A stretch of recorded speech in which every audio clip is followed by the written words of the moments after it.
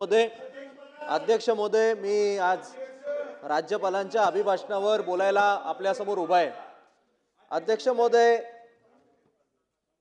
आज या अभिभाषणावर बोलत असताना जेव्हा मी प्रत मागितली आणि प्रत मागितल्यानंतर सगळी वाचल्यानंतर मला खरं म्हणजे असं वाटलं की गेल्या वर्षीचीच परत एकदा केवळ झेरॉक्स कॉपी छापून दिली आहे का? कारण जवळपास गेल्या वर्षीचं अभिभाषण आणि या वर्षीचं यामध्ये फार काही मला फरकच जाणवला नाही. प्रत्येक गोष्ट जी सांगितली गेलेली आहे ही आम्ही काय करणार किंवा काय करतोय यावर जास्तीत जास्त भर आहे. काय केलं याबद्दल प्रचंड कमी लिहिलं गेलेलं आहे. अध्यक्ष महोदय, सगळ्यात महत्त्वाचं म्हणजे दावोसला जाऊन माननीय मुख्यमंत्री असतील, माननीय उद्योग मंत्री असतील यांनी जाऊन जे करार केले याबद्दल यामध्ये भाष्य आहे. खरं तर 2014 पासून जेव्हापासून माननीय फडणवीस साहेब हे महाराष्ट्राचे मुख्यमंत्री झाले तेव्हापासूनच आम्ही त्यांचे ते बर्फातले सगळे फोटो आणि मग ते करार करतानाचे फोटो हे पाहतो आणि हे पाहून अतिशय आनंद वाटतो. असं वाटतं की आता लाखो कोटी हे आपल्या महाराष्ट्रात येणार आणि इकडची बेरोजगारी शून्य होऊन जाणार.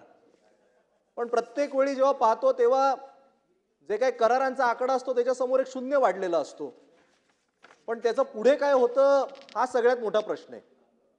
त्यामुळे माझ्या आधी ज्येष्ठ सदस्य जयंत पाटील साहेब यांनी जी मागणी केली की पुढच्या अभिभाषणामध्ये तरी किमान किती लाख कोटींचा तुम्ही करार केला हे सांगा, पण 2014 सालपासून जेवढे एमओयू झाले त्याचं पुढे काय झालं, त्याच्या किती फॅक्टरी उभ्या राहिल्या, त्याचं मॅन्युफॅक्चरिंग सुरू झालं का, त्याच्या माध्यमातून किती रोजगार उपलब्ध झाले याचा सुद्धा तपशील दिला तर त्यावर आम्हाला बोलायला बरं होईल. अध्यक्ष महोदय, यावेळी जे करार झालेत त्यामध्ये 61 वेगवेगळ्या कंपन्यांसोबत महाराष्ट्र सरकारने करार केलेत असं आम्हाला कळतं.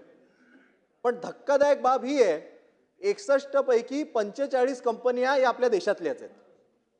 म्हणजे आपल्याच देशातल्या कंपन्यांसाठी करार करायला महाराष्ट्र सरकारने एवढा खर्च करून सगळं डेलिगेशन तिकडे गेलं आणि आपल्याच देशातले सगळ्या कंपनीचे सीईओ हे फ्लाईटनी स्वित्झर्लंडला गेले आणि तिकडे सह्या केल्या. त्यामध्ये एक कंपनी तर ठाण्यातली आहे, विराज प्रोफाईल्स नावाची. त्यांनी करार केलाय 12,000 कोटीचा. थोडी माहिती घेतल्यावर कळलं गेल्या वर्षीचा त्यांचा टर्नओव्हरच 12,000 कोटीचा होता. म्हणजे कंपनीचा जेवढा टर्नओव्हर आहे तेवढीची त्यांनी गुंतवणूक करणार आहेत. तुम्ही मला सांगा कुठली बँक एवढा आपल्याला कधी कर्ज देते का जेवढा आपला टर्नओव्हर असतो का? मग हा एमओयू कसा मटेरियलाइज होणार? आपण जर थोडं डेप्थमध्ये जाऊन पाहिलं अध्यक्ष महोदय, जवळपास सगळे एमओयू असेल केवळ फुगवलेले आकडे. एक एमओयू तर कोणासोबत केला? लोढांसोबत. म्हणजे आपले जे मंत्री महोदय आहेत लोढा साहेब, त्यांचे चिरंजीव अभिषेक लोढा त्यांच्या कंपनीसोबत केलेला करार आहे.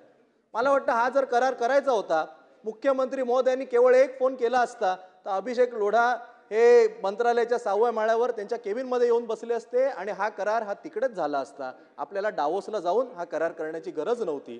केवळ आकडे फुगवण्यात उपयोग नाही, त्याचा आउटपुट काय मिळणार आहे हे आपण मला वाटतं कुठे ना कुठेतरी पाहिलं पाहिजे. अध्यक्ष महोदय, या अभिभाषणामध्ये असं सांगितलं गेलंय की MIDCच्या माध्यमातून आता MIDC industrial land application and allotment portal मिलाप असं सुरू करण्यात येत आहे.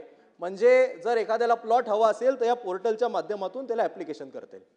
पण मी जे काही उद्योजकांशी बोललो, मला जे काही लोकांनी सांगितलं की सध्याच्या परिस्थितीमध्ये जर महाराष्ट्रामध्ये तुम्हाला MIDCचा प्लॉट हवा असेल तर मिलाप तर्फे नाही, मिलो आप.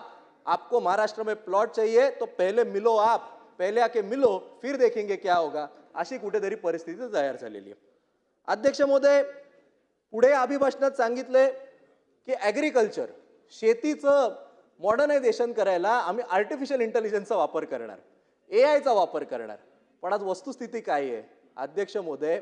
महाराष्ट्राच्या ज्या 4 कृषी विद्यापीठ आहेत त्याच्यामध्ये तब्बल 7,000 अजूनही नोकर भरती आणि वेगवेगळे प्राध्यापक आणि यांची भरती बाकी आहे. म्हणजे शिकवायला कोण नाही आणि शिकवायला कोण नाही म्हणून आपण AIचा वापर करणार का? हा सगळं मला वाटतं केवळ एक दिखावा आहे का असा माझ्या मनामध्ये प्रश्न तयार होतो.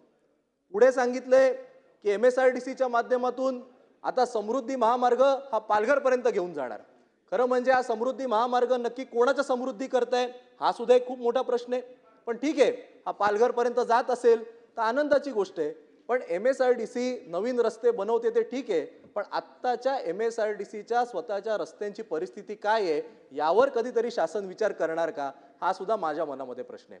अध्यक्ष महोदय, आत्ताचा जो समृद्धी महामार्ग आहे, इकडे जितके आमदार आहेत अनेक ग्रामीण भागातनं येतात, त्यांना विचारा कधी जा, दररोज किमान 10 ते 15 गाड्यांचे टायर बस्ट होतात, मोठ्या मोठ्या गाड्यांचे ॲक्सिडेंट होतात. लोक आता म्हणतात नको तो समृद्धी महामार्ग, आपण आपल्या जुन्या हायवेने जाऊ.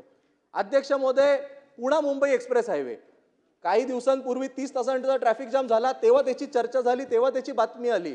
अनेक लोक पश्चिम महाराष्ट्रातले मुंबईत येतात, त्यांना आता विचारा, आता तो एक्सप्रेस हायवे सारखा वाटतच नाही, नॉर्मल हायवे सारखा झालाय, एवढे मोठे तिकडे ट्रॅफिक जाम व्हायला लागलेले आहेत. मी तर म्हणतो समृद्धी सोडा, हायवे सोडा, माझ्या मतदारसंघात वाकोल्याचा जो फ्लायओव्हर आहे तो MSRDC कडे आहे. मी चौथं अधिवेशन आहे ते एका फ्लायओव्हर बद्दल बोलतोय. पूर्ण वेळ 12 महिने त्या फ्लायओव्हरचं मेंटेनन्सचं काम चालू असतं. एक फ्लायओव्हर हे MSRDC वाले जर मेंटेन नाही करू शकत तर एवढ्या मोठ्या मोठ्या प्रोजेक्टची कशी काय कामं करणार, हा सुद्धा माझ्या मनामध्ये प्रश्न येतो. अध्यक्ष महोदय, एक अतिशय सुंदर वाक्य याच्यात वापरलं गेलेलं आहे, जीवन सुलभता आणि व्यवसाय सुलभता करता आम्ही आता छोटे मोठे जर गुन्हे कोणावर नोंदवलेले असतील तर गुन्हे आम्ही कॅन्सल करून टाकणार. पण अध्यक्ष महोदय, वस्तुस्थिती काय आहे? गेल्या अधिवेशनामध्ये म्हणजे 1 वर्ष झालं त्याला, मी माझ्या मतदारसंघातल्या शिवालिक व्हेंचर्सच्या प्रकल्पाला काही नागरिकांनी विरोध केला म्हणून 2013 साली किरकोळ गुन्हे त्यांच्यावर दाखल झाले आणि आज जवळपास 12-13 वर्ष झाली सध्या चार्जशीट दाखल नाही झाली, म्हणून ते गुन्हे आता मागे घेण्यात यावे अशी विनंती केल्यानंतर राज्याचे उपमुख्यमंत्री एकनाथ शिंदे साहेबांनी फ्लोअर ऑफ द हाऊसवर मला शब्द दिला होता की आम्ही ते गुन्हे मागे घेऊ. आज 1 वर्ष झाला ते गुन्हे मागे घेण्यात आलं नाही. म्हणजे उपमुख्यमंत्र्यांनी दिलेल्या शब्दाचं जर पालन होत नसेल तर मग हे काय जीवन सुलभता आणि काय व्यवसाय सुलभता वगैरे वगैरे ऐकून आपल्याला काय करायचं अध्यक्ष महोदय? अध्यक्ष महोदय, या अभिभाषणामध्ये पोलीस हाऊसिंगचा उल्लेख केला गेलाय. नक्कीच पोलिसांना घरं दिली गेली पाहिजेत, या मताचे आम्ही सगळेच होत, पण केवळ घोषणा करून चालणार नाही. माझ्या मतदारसंघामध्ये शासकीय कर्मचाऱ्यांना घरं देणार देणार देणार म्हणून मी वारंवार माझा घसा कोरडा करून सांगतो.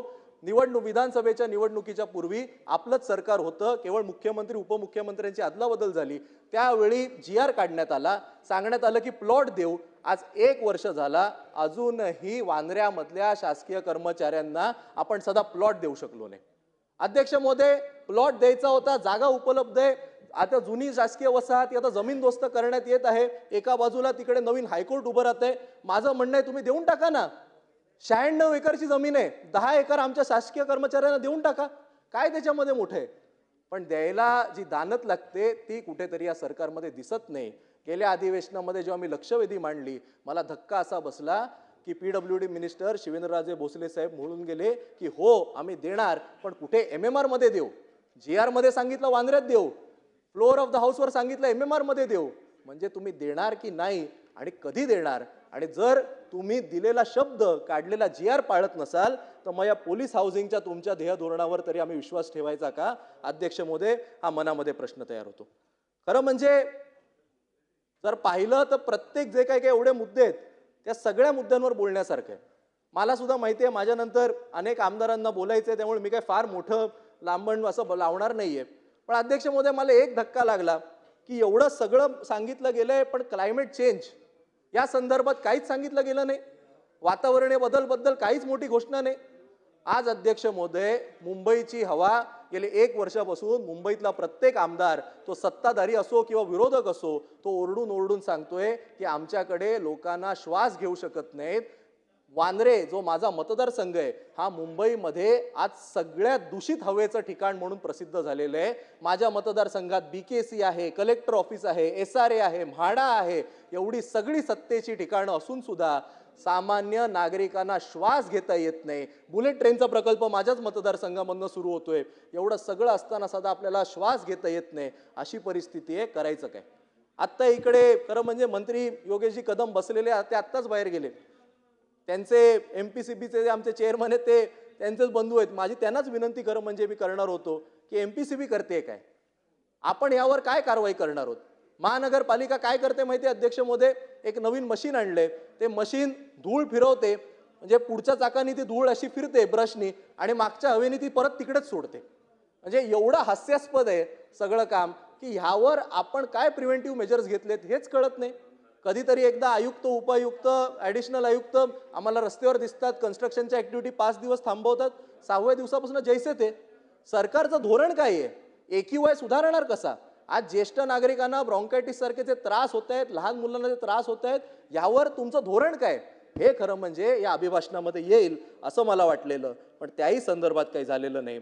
अध्यक्ष महोदय, एक शेवटचा विषय तो म्हणजे या अभिभाषणामध्ये अनेक मुद्द्यांना हात घालण्यात आला, पण मुंबई महानगरपालिकेच्या निवडणुकीच्या पार्श्वभूमीवर जी प्रॉमिसेस ही याच सभागृहामध्ये माननीय मुख्यमंत्री असतील, माननीय उपमुख्यमंत्री असतील किंवा इतर मंत्री असतील, या सगळ्यांनी दिलेली क्या हुआ तेरा वादा असं आता मुंबईकर हे या सरकारला विचारतायत, कारण अभिभाषणामध्ये त्या संदर्भात कुठे कसलाही उल्लेख नाही.